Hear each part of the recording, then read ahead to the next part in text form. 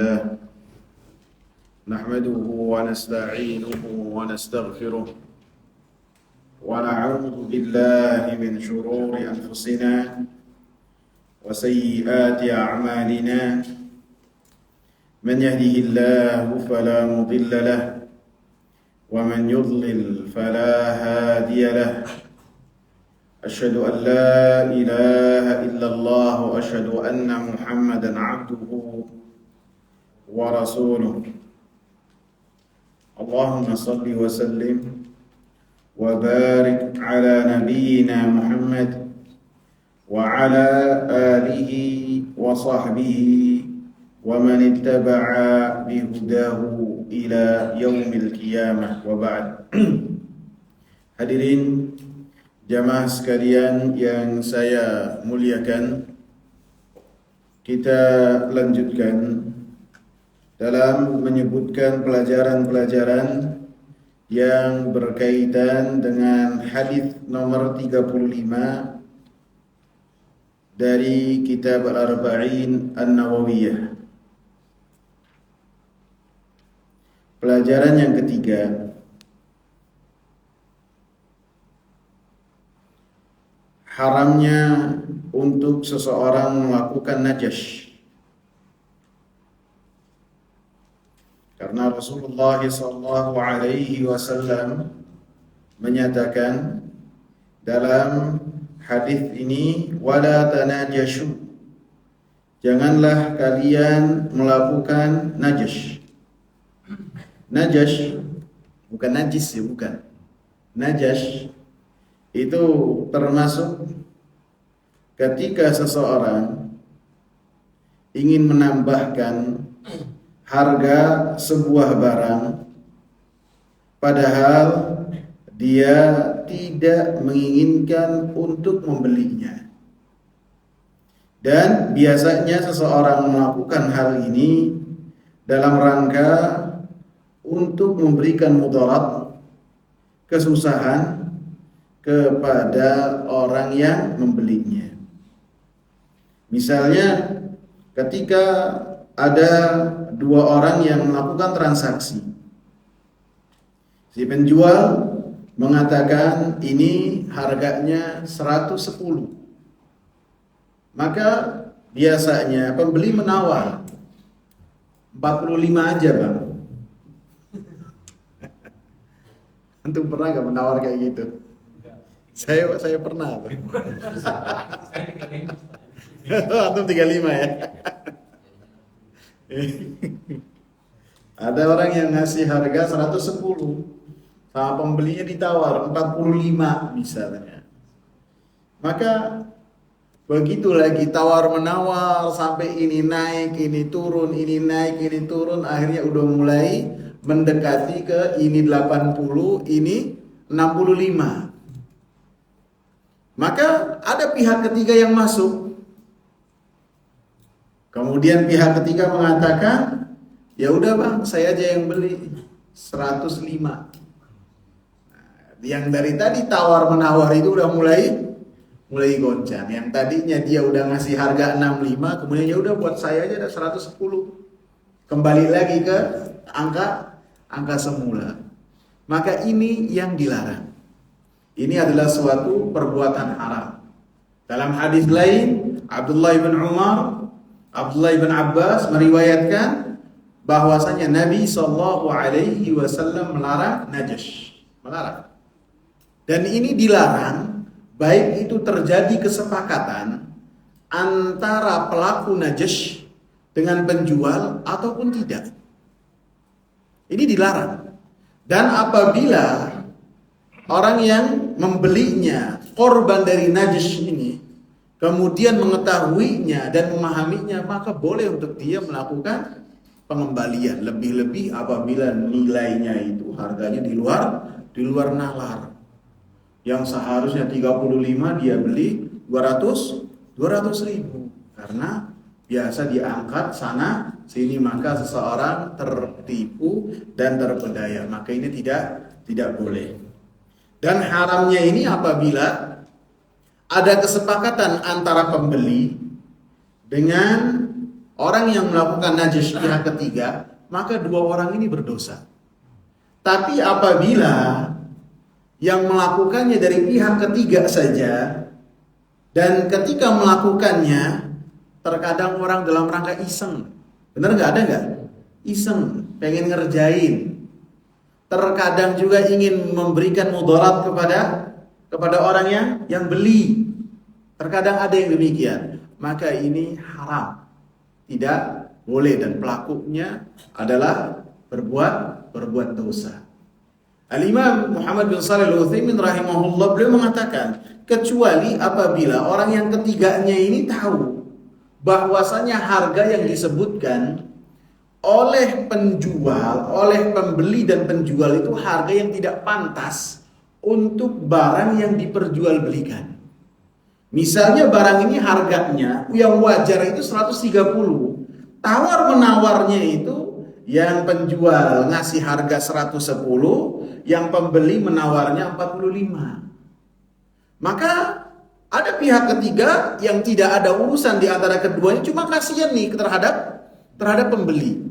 Tanpa ada kesepakatan sebelumnya, dia masuk supaya harga yang didapat oleh penjual ini harga yang wajar, harga yang tidak rugi, dan seperti penjual-penjual yang lainnya. Untuk jenis yang ketiga dikatakan oleh Imam Muhammad bin Shalih Al-Utsaimin rahimahullah dalam kitab Syarah Al-Arba'in An-Nawawiyah ini, beliau mengatakan, maka ini tidaklah dianggap sebagai suatu hal yang najis, yang dilarang. Yang dilarang ketika menaikkan harga dalam rangka memberikan mudarat kepada orang yang membelinya. Akan tapi ketika diberikan harga yang wajar, seperti harga barang yang lain yang sama dengan apa yang terjadi transaksi di dalamnya, maka itu tidak mengapa. Pelajaran yang keempat dalam hadis ini adalah larangan untuk saling membenci. Larangan untuk saling membenci. Karena dalam hadis ini Nabi sallallahu alaihi wasallam mengatakan wala tabaghadu. Janganlah kalian saling membenci. Saling membenci dikarenakan perkara-perkara dunia, di antaranya karena kepentingan pribadi. Maka ini tidak boleh. Rasulullah sallallahu alaihi wasallam yang melarangnya dalam hadis ini. Apabila dilarang oleh Rasulullah sallallahu alaihi wasallam tentang satu perkara, catat ini kaidah. Apabila dilarang oleh Rasul, oleh Allah dan Rasulnya dari satu perkara, maknanya diperintah perkara yang sebaliknya. Dilarang kita untuk saling membenci, artinya apa? Kita diperintah untuk saling mencintai. Benci dan cinta itu pada dasarnya apa yang ada di dalam hati seseorang. Akan tetapi seseorang bisa untuk cinta kepada orang lain, untuk murka kepada orang lain, apabila melakukan sebab-sebab yang dengannya seseorang bisa dengan melakukan sebab-sebab itu makin cinta kepada orang, ataupun makin benci kepada orang lain. Di antaranya cara untuk seseorang menghilangkan rasa kebencian terhadap orang lain. Ini orang lain siapapun juga, kaum muslimin, siapapun juga, baik pasangan istri kita, ataupun istri suami, ayah ibu, anak bapak, ataupun kakak adik, ataupun saudara, ataupun tetangga. Semuanya kita diperintahkan untuk saling mencintai, ataupun jamaah masjid harus diperintahkan untuk saling mencintai. Maka salah satu cara untuk saling mencintai adalah dengan menebar salam.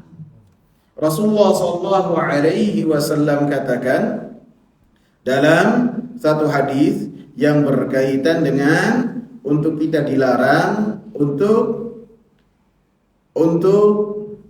saling membenci dengan mengatakan, apakah kalian tidak mau untuk apabila saya kabarkan kepada kalian satu hal yang dengannya kalian saling mencintai.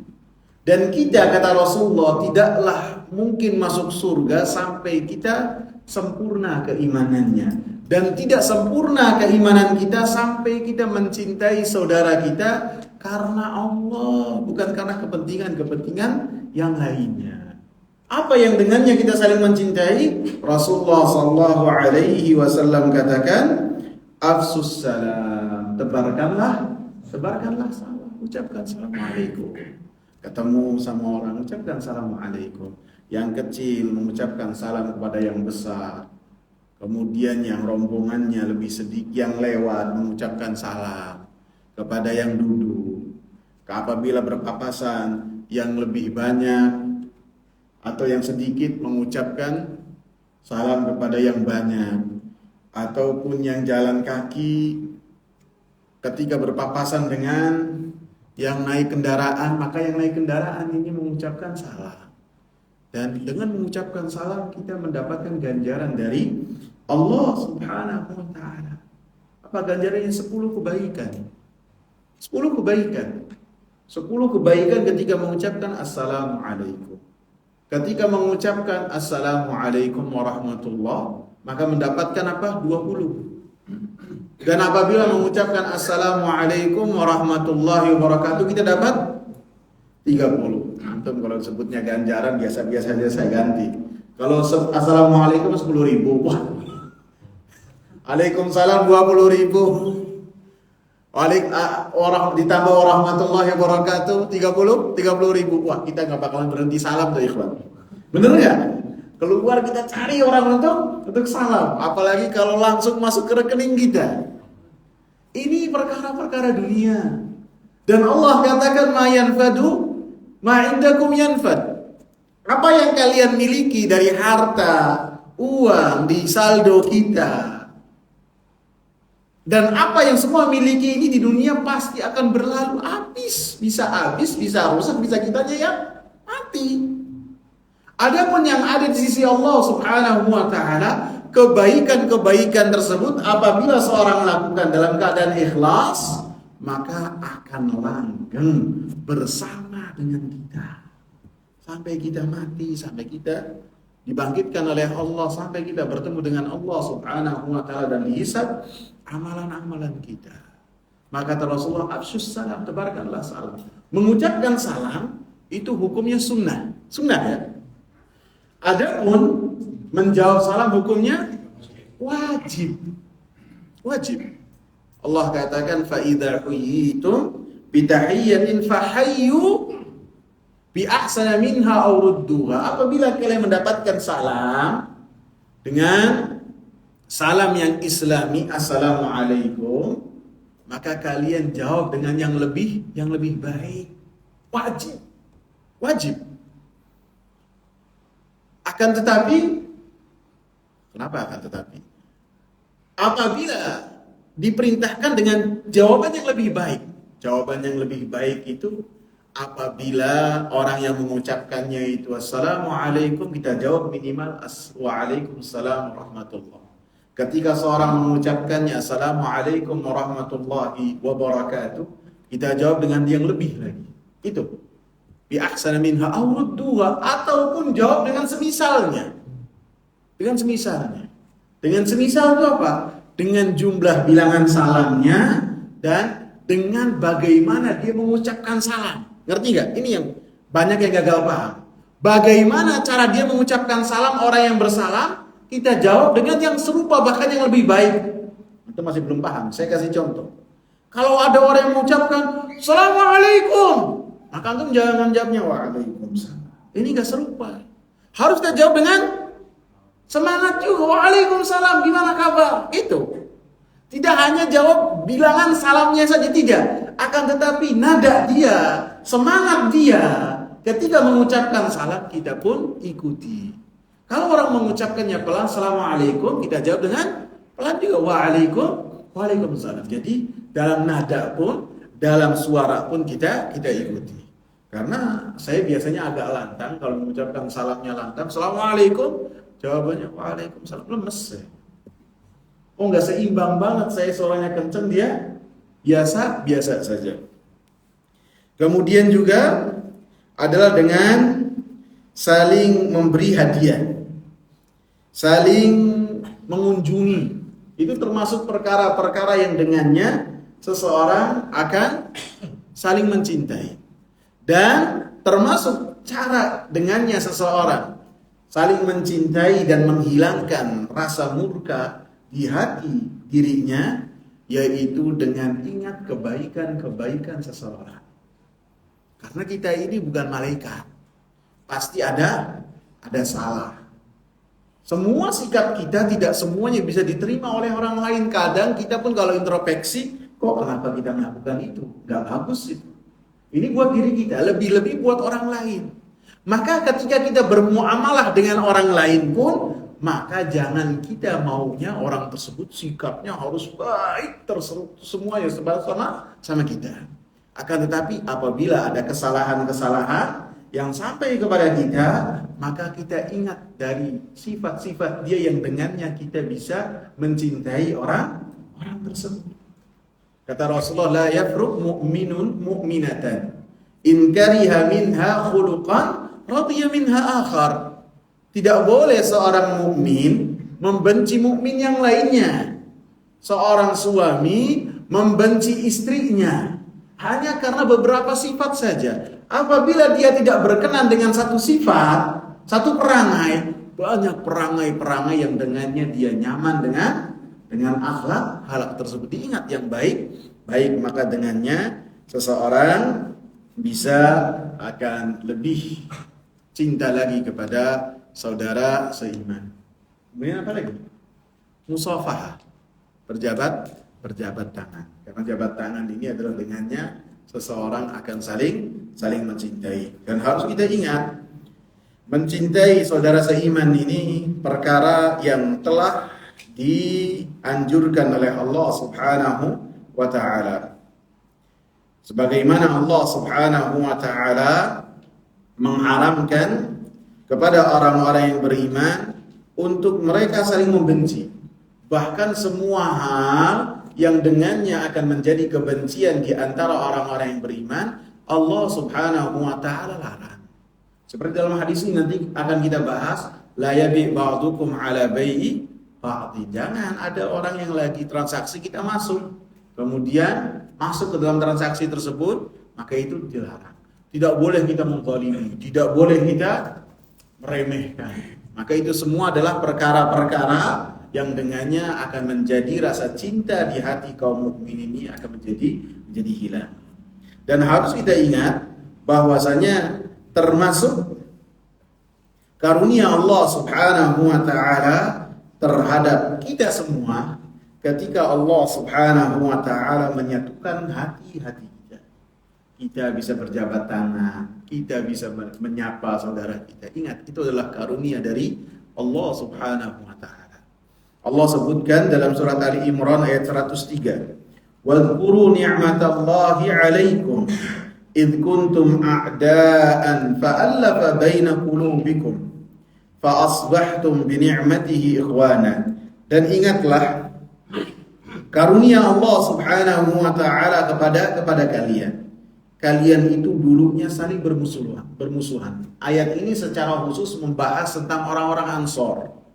Orang-orang Ansor sebelum Nabi datang, mereka butuh pemersatu antara Aus dan Khadraj.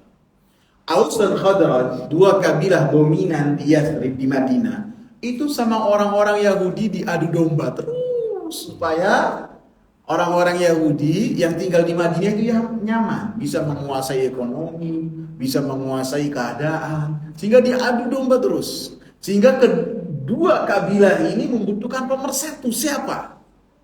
Maka Allah Subhanahu wa ta'ala datangkan Nabi Muhammad. Kemudian Nabi Muhammad sallallahu alaihi wasallam menjadi pemersatu di antara Aus dan Khadraj, sehingga mereka saling mencintai karena Allah Subhanahu wa ta'ala. Akan tapi ini secara khusus, secara umumnya buat siapa saja. Buat siapa saja, hati-hati kita di tangan Allah Subhanahu wa ta'ala. Kita mencintai seseorang, Allah Subhanahu wa ta'ala yang memberikannya. Kita membenci seseorang, pun karena Allah Subhanahu wa taala. Allah Subhanahu wa taala yang menaruh di hati kita hal tersebut. Dan ini biasanya terkadang kita dapati dalam kehidupan kita. Dulu kita itu akrab banget sama seseorang, akan tapi kemudian putus. Seakan-akan tidak kenal sama sekali. Itu pernah dapati enggak? Iya, itu hati kita di tangan Allah Subhanahu wa taala. Baik orang tersebut condong kepada kita, Allah Subhanahu wa taala yang menggerakkannya. Sehingga jabat tangan ini adalah karunia dari Allah Subhanahu wa taala. Fa asbahtum bi ni'matihi ikhwana. Maka dengan karunia Allah Subhanahu wa taala kalian menjadi yang bersaudara. Dalam surat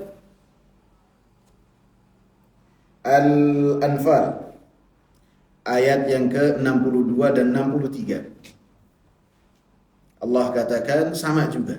Walladzi ayyadaka binasrihi wa bil mu'minin. Dialah Allah Subhanahu wa taala yang telah menolongmu yang telah menguatkanmu dengan pertolongannya dan membantumu dengan orang-orang yang beriman. Para sahabat itu dipilih oleh Allah untuk menemani Sayyidul Mursalin. Wa allafa baina qulubihim. Dan Allah jinakkan hati-hati mereka. Allah lembutkan hati-hati mereka. Yang tadinya tidak bisa pernah tunduk patuh kepada orang lain, maka Allah jadikan mereka itu tunduk patuh kepada orang lain. Lau anfaqta ma fil ardi jami'an ma allafta baina qulubihim walakin Allah allafa bainahum. Apabila engkau nafkahkan semua hartamu yang ada di muka bumi ini untuk menjadikan seseorang, untuk menggabungkan hati-hati mereka, untuk melembutkan hati-hati mereka, maka pasti engkau ini tidak akan bisa. Jadi apabila engkau memiliki seluruh harta yang hartanya itu seluruh bumi, kemudian untuk menggabungkan dan menjinakkan hati-hati mereka, melembutkan hati mereka menjadi hamba-hamba Allah yang bersaudara, kata Allah, kau tidak akan bisa. Allah lah yang menjadikan hati hamba-hambanya menjadi bersatu dan bersaudara. Ini yang senantiasa diingatkan oleh Allah. Makanya kita harus senantiasa menjaga hal-hal yang dengannya kita menjaga persaudaraan kita dengan orang-orang yang beriman. Maknanya kita pun tidak boleh ataupun termasuk perkara-perkara yang diharamkan dengan dosa besar apabila ada sebagian orang yang berupaya untuk memutus hubungan di antara orang-orang yang beriman. Di antaranya dengan apa? Dengan ghibah. Ini ghibah ini bahaya. Orang kalau sudah ghibah, ghibah ini adalah satu dosa yang tidak mungkin dilakukan sendirian, tidak mungkin. Harus ada tandemnya. Kalau seorang menyebut-nyebut kesalahan orang lain sendirian, maka dianggap gila. Harus ada tandem. Jadi tidak mungkin ada dosa ghibah kecuali harus ada yang nanggapin. Maka setelah seseorang berbuat ghibah, minimal mendengar dan tanpa mengingkari, orang ini ketika bertemu dengan orang yang habis dighibahi, pasti akan ada kebencian, pasti. Maka termasuk perkara yang dengannya seorang akan memutus hubungan orang lain, ghibah. Begitu juga namimah, mengadu domba. Baik dengan perkataan-perkataan yang benar disampaikan kepada orang yang bersangkutan, ini namimah. Ataupun lebih-lebih perkataan-perkataan yang tidak dikatakan oleh orang lain kemudian disampaikan kepada seseorang. Nih si fulan mengatakan tentang ente ini itu, padahal si fulannya tidak berkata demikian, tidak sama sekali, bahkan setengah huruf pun tidak. Maka akan ada permusuhan dan kebencian kepada orang yang disebut. Makanya Allah Subhanahu wa taala melalui lisan Rasulnya mengatakan la yadkhulul jannata namam, tidak bakal masuk surga siapa? Namam, orang yang melakukan namimah ini tidak masuk surga. Karena memutus silaturahmi, memutus ukhuwah. Bukan sihir. Biasanya kalau memutus hubungan antara suami istri itu membutuhkan sesajen-sesajen yang banyak jampi-jampi yang banyak, bisa jadi sesembelihan yang banyak, itu semua membutuhkan waktu yang lama. Bahkan kalau lebih-lebih kalau dukunnya itu mengulur-ngulur waktu, biar bolak-balik terus. Bisa jadi, bisa 1 bulan, 2 bulan, 3 bulan. Tapi orang pelaku namimah, beri waktu dia 3 menit, maka akan ada kebencian di antara dua orang yang saling mencintai karena Allah Subhanahu wa ta'ala. Sehingga sebagian ulama mengategorikan namimah ini termasuk dari sihir, bahkan lebih dahsyat. Sepasang suami istri yang akur, apa bisa dengan waktu hitungan menit akan ada kebencian di antara keduanya. Karena apa? Dengan perkataan benar ataupun kataan palsu yang disampaikan kepada salah satu di antara pasangan tersebut. Sehingga anjuran yang besar juga untuk kita mengislahkan antara dua orang yang saling mencintai, kemudian ada pertikaian di antaranya. Rasulullah sallallahu alaihi wasallam katakan, "Ala ukhbirukum bi afdala min darajatis salati was siyami was sadaqah?" Apakah kalian mau saya kabarkan kepada kalian satu amalan yang lebih baik daripada derajatnya salat, puasa dan sedekah? Maka maka para sahabat mengatakan, tentu ya Rasulullah, karena para sahabat ini manusia-manusia yang lapar dengan amal kebaikan, lapar sekali. Apa amalan-amalan yang dengannya mereka mau masuk surga dengan amalan-amalan tersebut? Maka Rasulullah sallallahu alaihi wasallam katakan, salahu dzatil bain, memperbaiki hubungan seseorang. Orang rusak hubungannya, kemudian yang tadinya hubungannya harmonis kemudian pecah, saling membenci, maka kita akurkan di antara keduanya. Bahkan apabila kita sisipi dusta-dusta yang sedikit pun enggak apa-apa. Si fulan, masya Allah, nyebut antum ini masya Allah, kayak nggak pernah punya saudara kayak antum dulu. Udah kayak saudara, antum muji-muji terus, padahal dia tidak melakukannya. Kemudian datang ke pihak yang kedua, yang tadinya saling diingatkan dengan mengatakan itu si fulan, masya Allah, begitu saya ketemu nanyain antum terus, kangen kelihatannya.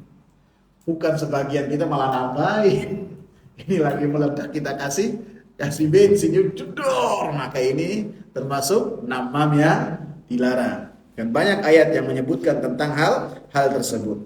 Dalam surat Al-Hujurat, wa in ta'ifatani minal mu'minina iktatalu fa aslihu bainahum. Apabila ada dua kelompok di antara orang yang beriman, mereka berperang, maka berikanlah islah kepada keduanya. Dalam surat Al-Anfal ayat yang pertama, fattaqullah wa aslihu dzata bainikum. Bertakwalah kalian kepada Allah Subhanahu wa ta'ala dan perbaikilah hubungan di antara kalian.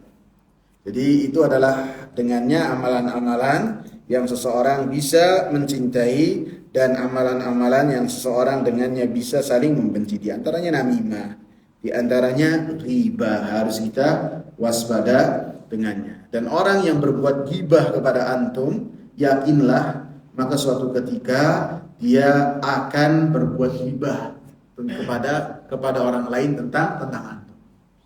Dan ada orang nih ghibah, melakukan ghibah di hadapan kita, menyebutkan tentang kejelekan-kejelekan orang lain. Ingat, dia ke orang yang kita bahas, dia akan menyebut kejelekan-kejelekan kita.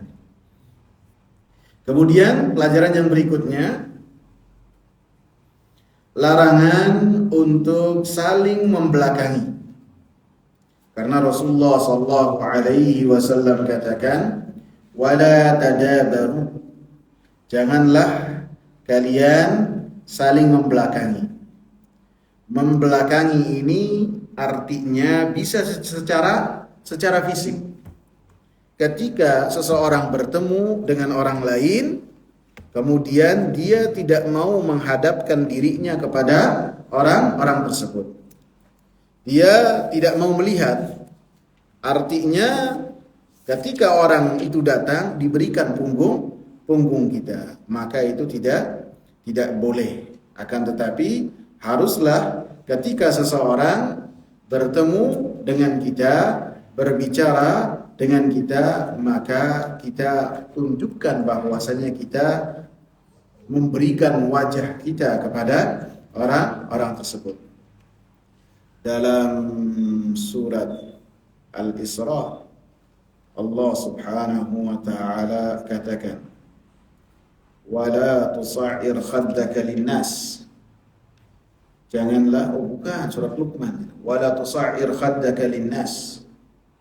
Janganlah engkau ini sa'ar. Sa'ar itu seakan-akan ada sakit di sini, di leher. Biasanya sakitnya itu mengenai binatang ternak. Binatang ternak apabila kena penyakit sa'ar, dia tidak bisa menoleh kayak gini. Maka Allah katakan wala tusa'ir khaddaka linnas. Ketika Luqman menasihati anaknya supaya bermuamalah dengan manusia, muamalahnya itu baik. Wala tusa'ir. Jangan engkau itu ketika berbicara dengan orang kemudian tidak melihat wajahnya, tidak memperhatikan apa yang dia katakan. Ini termasuk tadabur, tidak boleh, termasuk saling membelakangi.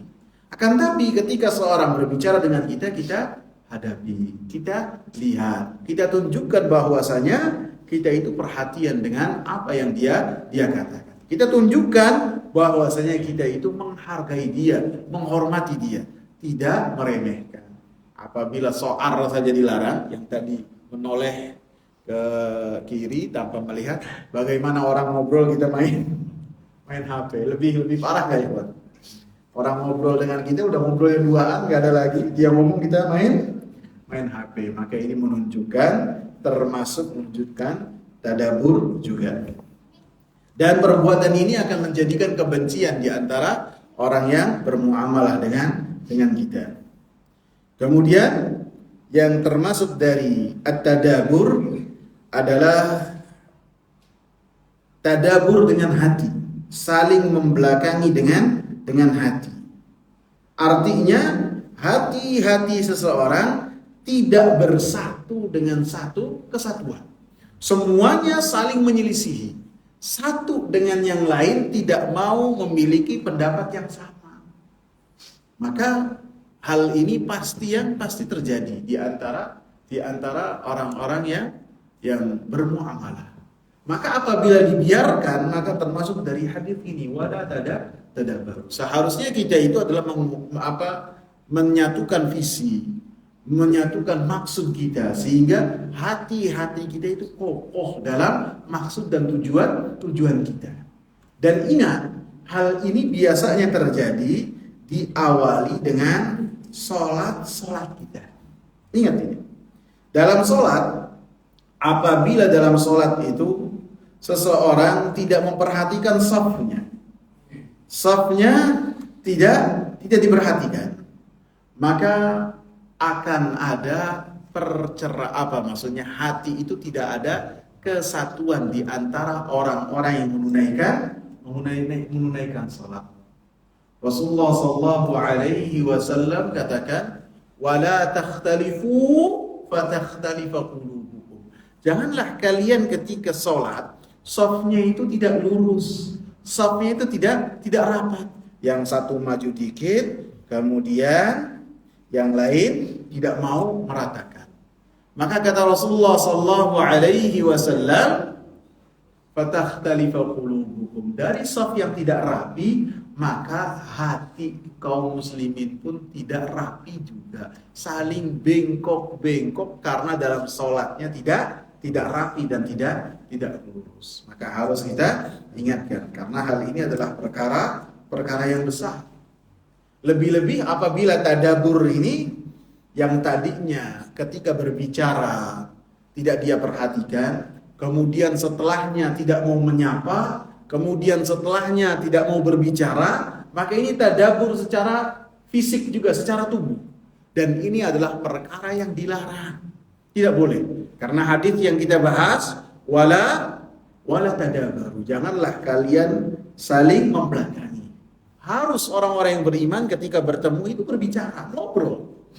Dan apabila tidak ada orang yang biasa kita lihat, maka kita cari, ini si fulan mana? Dan ini adalah sunnah yang dicontohkan oleh Rasulullah sallallahu alaihi wasallam. Rasulullah Shallallahu Alaihi Wasallam itu setiap dalam beliau bermuamalah dengan orang, apabila ada orang yang tadinya ada dalam majelis beliau, dalam keseharian beliau kemudian tidak ada, dicari, ditanya, mana si fulan? Dan tidak harus sahabat-sahabat besar, tidak harus Rasulullah kehilangannya sahabat Abu Bakar, sahabat Umar yang mereka sangat menonjol sekali, tidak harus. Bahkan ada budak belia, si fulanah mana? Yang biasa nyapu masjid mana? Maka sahabat mengatakan, tufiat ya Rasulullah, meninggal tadi malam. Rasulullah bilang, ala adantumuni, kenapa kalian tidak mengabarkan saya? Menunjukkan apa? Rasulullah perhatian. Bahkan kepada anak kecil. Kepada anak kecil saja Rasulullah perhatian. Bahkan anak kecilnya Yahudi, bukan orang Islam. Mana si fulan biasanya ada di sini, kisana sini mana? Padahal anaknya apa? Yahudi. Ya sakit ya Rasulullah. Ditengok oleh Rasulullah. Ditengok. Ini menunjukkan boleh kita menengok orang kafir. Selama ketika kita menjenguknya, ketika dia sakit, kita memiliki harapan kemaslahatan untuk agama si yang kita tengok ini. Rasulullah datang kepada anak kecil ini, ditengok. Ini antum perhatikan. Yahudi, anak kecil, Rasulullah cari dan Rasulullah tengok. Ini menunjukkan akhlak yang luar biasa. Kita kadang-kadang nengok aja itu pilih-pilih kan. Coba teman kantor apa jabatannya. Kalau jabatannya mentereng baru kita tengok. Kalau enggak nanya saja segan. Nanya segan pakai WhatsApp, atau enggak datang kemana sakit. Mau nanya sakit apa? Takut ngutang. Ini kenyataan yang seperti ini. Rasulullah ini anak kecil, kemudian sakit ditengok. Begitu sampai di rumah anak kecil ini, nggak taunya keadaannya parah. Rasulullah katakan, aslim, qul la ilaha illallah, masuk Islam, katakanlah kalimat la ilaha illallah. Si Yahudi kecil ini mau mengucapkan kalimat la ilaha illallah, takut sama bapaknya. Nengok sama bapaknya. Kata bapaknya apa? Ati Abul Qasim. Taat ya Abul Qasim ini. Muhammad kamu taat kepada Muhammad. Mungkin si anak ini hati sudah cinta dengan akhlaknya Nabi. Maka si Yahudi kecil ini mengucapkan, asyhadu an la ilaha illallah wa asyhadu anna Muhammadur Rasulullah. Kemudian Rasulullah katakan, alhamdulillah yang Allah Subhanahu wa taala menyelamatkan si anak tersebut dari api neraka. Dan dari kisah ini juga kita dapati bahwasanya orang Yahudi memerintahkan kebaikan, akan tetapi dianya sendiri tidak melakukannya. Bapaknya nyuruh anaknya masuk Islam. Bapaknya masuk Islam enggak? Nah, kita kalau nyuruh anak-anak kita kebaikan, akan tetapi kita melanggarnya, kita tidak mau melakukan sifat orang-orang Yahudi yang tercela. Kita nyuruh adik, nyuruh anak, nyuruh ponakan, masalah apa aja. Awas lu merokok ya, awas. Dia sendiri keluar ambil rokok. Ini perkara Yahudi nih. Anaknya dimasukin ke pesantren ngaji biar pinter. Bapaknya main terus. Nggak pernah ngaji, nggak pernah baca Al-Quran, nggak pernah menghadiri majelis ilmu. Ini pun kena sindrom orang-orang Yahudi. Anaknya suruh belajar. Gak apa-apa lah anak saya biar jangan sama kayak saya, nggak ngerti. Ini omongan-omongan yang benar, tapi salah. Harus sama-sama belajar. Anaknya belajar, bapaknya belajar. Anak masuk ke pesantren, kita menghadiri majelis-majelis ilmu. Mau sepekan 3 kali, mau sepekan 4 kali. Dengannya kita mengenal apa yang telah Allah Subhanahu wa taala turunkan kepada Nabi Muhammad sallallahu alaihi wasallam. Alhasil tidak boleh kita membenci orang-orang yang beriman. Rasulullah katakan, la yahillu li muslimin an yahjura akhahu fawqa thalath. Tidak boleh seorang muslim mendiamkan saudaranya lebih dari 3 hari. Mungkin dikecualikan kepada istri. Itu boleh dalam rangka memberikan pengajaran. Mendiamkan dalam rangka memberikan pengajaran. Sebagaimana Rasulullah Shallallahu Alaihi Wasallam mendiamkan istri-istrinya selama satu bulan. Adapun selain istri tidak boleh. Begitu juga ayah kepada anak boleh lebih dari 3 hari. Adapun selainnya maka itu tidak boleh. Wallahu ta'ala a'lam. Insyaallah kita lanjutkan pada pertemuan yang akan datang. Semoga bermanfaat yang sedikit ini. Subhanakallahumma wa bihamdika asyhadu an la ilaha illa anta astaghfiruka wa atubu ilaik.